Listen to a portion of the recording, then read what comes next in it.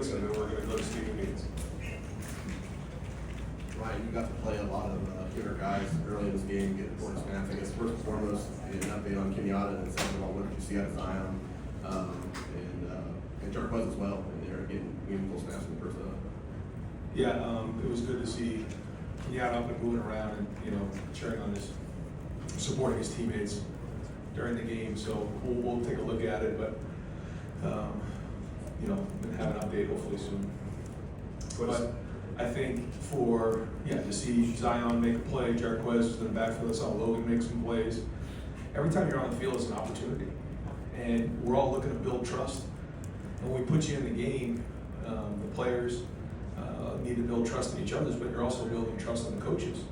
And so, whatever you do with the opportunity, you got to take advantage of it. And I thought the second offense went out there and went down the field. It was a great opportunity to go out there and Lincoln, after I won't get into the details of the first run, we gave him another opportunity to redeem himself. Like Dumb and Dumber, totally redeemed himself. So that was good to see. But I thought, some of those guys, it was good to see them get in the game and then take advantage of their opportunity. Ryan, you guys spent a lot of September bringing along Julian slowly to kind of work up to where he was able to show today. Just from what you've seen from him and what he showed today, what makes Julian Sand special as your guys starting quarterback now? I think you're seeing his confidence improve every week, and how we do it is everything's thought out. Not everything always goes to plan, but we're very deliberate about how we try to bring along our quarterbacks. Sometimes we have to maybe put them in situations that they're maybe not ready for. But when you have a defense like we do right now that's playing the way we do, you can bring them along in a certain way. And you're seeing every week Julian play with more and more confidence. And we wanted to put more on his plate this week. We felt like he had a good week of practice. And I can't say enough about, Carnell Tate, Jeremiah Smith, Brandon Ennis, Max Clare. All of these guys are very prideful. All of them want the ball. All of them, have expectations. And to see the unselfishness each week of a bunch of guys that just want to win, like that's winning football in a day and age that there's a lot that's going on. I don't think it's even close that Jeremiah Smith is the best offensive player in college football. If it's close, I'd like to know who it is. But when you're a receiver, it's different than when you're a quarterback. And coverage can dictate different things, but Jeremiah just keeps playing over and over again, has an unbelievable attitude. And I know the fans appreciate that, but it's also good to hear, I think, from us coaches, just how he practices every day. And the same thing with Carnell. Carnell's seen Jeremiah do a lot of different things, and now you're seeing Carnell take the next step. But he does that every day in practice. He does a lot of the dirty work. He does a lot of the blocking, and now you're seeing him show up. I thought Max played better.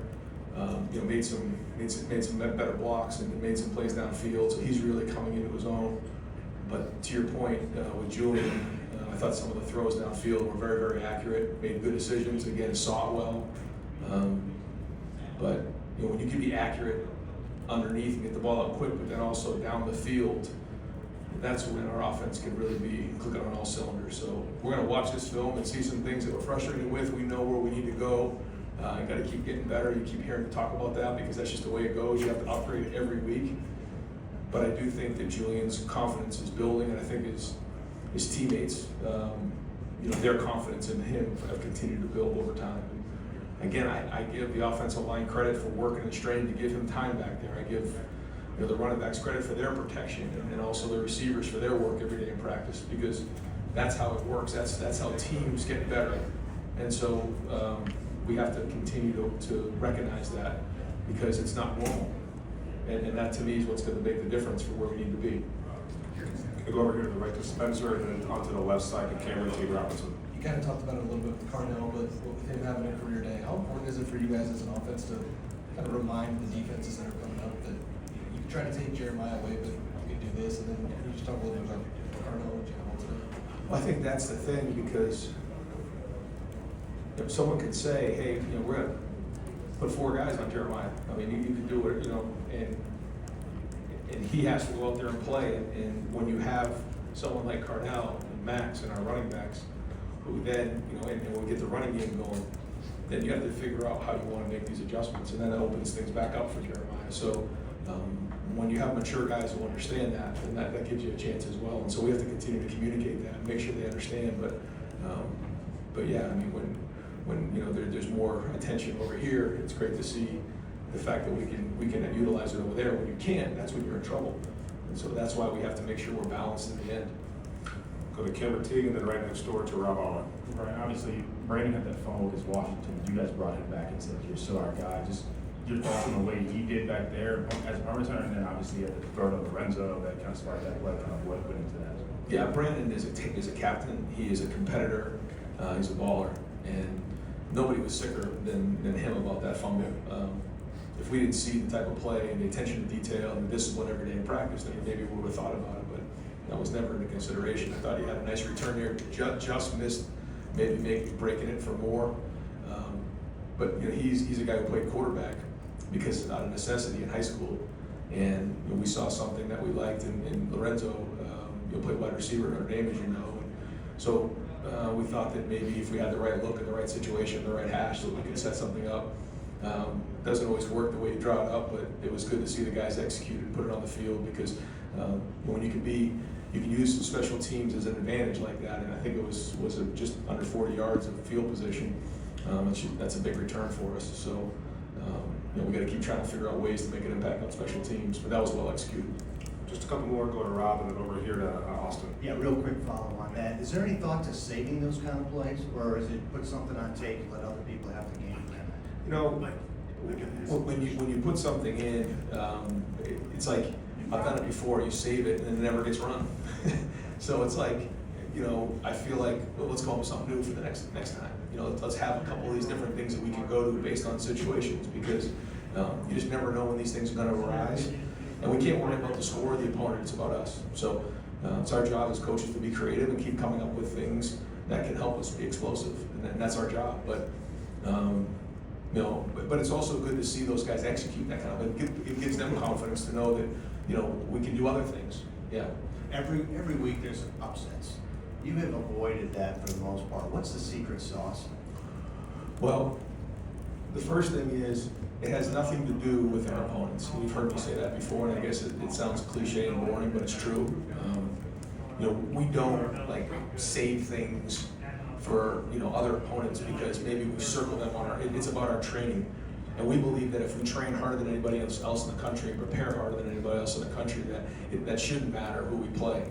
And so this year it's been interesting because you start with Texas, and then you have Grambling, then you go Ohio, and then you go to Washington, now you're home against Minnesota. All of those weeks should have been the same. How we train should be the same. It's about us. The only people we believe that stuffed us is us. And that's the way we look at it. Easier said than done. You have to have a bunch of guys that buy into that and believe in it. And you got to credit the players for showing up regardless of the opponent, week in and week out. And that, to me, is what, if you want to be great, you have to be great all the time. Otherwise, you're not great. You're just somebody that shows up every week, and you don't know what you're getting. So that was the message to our team, because it's about identity. And if your identity is, that you want to be great, that you want to be consistent, that whatever those things are, we have a list of what we want to be. You have to do that every week. Otherwise, that's not who you are. It's just what you can be. And we talk to our guys a lot about that, but there has to be buy-in. And I think our guys do buy into that. Now, doesn't mean anything. We're going to go on the road against Illinois next week. It's going to be a bear. You saw what happened in college football today. You got to bring it every week. And the team that's desperate and the team that's hungry is going to win the game. And it's our job to make sure it doesn't take a loss to make sure we are hungry and desperate. But these guys are still kids, and so you got to keep hammering home. But I do think the confidence is there, and I do think even when you watch their offense kind of drive the ball down the field early, there was still no panic. By the coaches, by the players, forced them to three, and then played great the rest of the game. We'll do two more. We'll go to Austin and then to Steve Delwanger. And then we'll bring in Julian Singh. Ryan, when you were talking about desperate and hungry, and you were reiterating that on Wednesday, were you on alert that it was slipping in any way, or I assume that's just something you say all the time, but was that, what prompted you to stress it the way you did? It's just always on alert, because I'm sure that you know, I've been coaching now for a while, and you know, just never want to be in a situation where you go into a game and like a game catches you off guard because you know you felt like you know you weren't on it, that you weren't hungry and desperate. Because when you watch teams that are that way, you see what you get. So that to me is important to figure out, how do you have that mentality, yet when you keep winning, it's easy to take the problems and the issues and just say, you know, it's not a problem. Like, I'll just say it, you know, like Bo Jackson reaches the ball out on second down, that's a problem. We should not be reaching the ball out. That's gonna be a fumble down the road. I'm just gonna call it out for what it is. Like, that's an issue. And if the ball's fumbled, then we're in a different situation right now. And so we have to recognize the things that we need to get better at. The 3rd and 2, Lincoln should have been on the A-gap. He bounced it. Like that's going to lose us a game if we don't recognize how important those things are. I love those guys, but we got to get them fixed. And really, that goes to the coaches. We got to get that straightened out. We got to practice it better. We got to drill it better. We got to hold them accountable. So those are the things that, you know, when you're chasing greatness, you have to be all over. You got to take them serious. And it can't be after a loss when all of a sudden everybody starts sitting up straight in meetings, or you're gonna get burnt. So, like they say in the Navy SEALs, when you think you got it, you're about to get it, and we're far from where we need to be. So we have to stay hungry every day. We got Lorenzo Stiles in the back there, and we'll wrap it up with Steve Hellwanger. Yeah, Coach, the Ohio State notes, not sure you're aware of this, said with your win tonight, you've eclipsed the winning percentage of Newt Rockman, who is the all-time winningest coach percentage-wise in college football history. You don't qualify because you don't have 10 years in yet, but you're on the right path, it seems. Just what do you attribute 7 years of this and where you're at right now? Oh, I'm glad you brought that up, because this is the last game I'll ever be coaching. I'm Got the record. going to hang it up, and that's it. I'm going to do a walk-off right now. I appreciate being the coach here. No, a long way to go. It's, you know, it has everything to do with the players, the coach in this place. It's, you know, it's when you recognize how long some of those coaches coached, and you recognize, you know, what they went through, and you know, the seasons and the different changes, you just can appreciate how long they coached. And you know, some of these seasons here are like dog years at Ohio State, but I'm just fortunate to be here, and I know what the obligation is, I know what the expectation is, and so do these players and coaches. So we'll just keep swinging away. All right, Coach. Thank you. Appreciate it.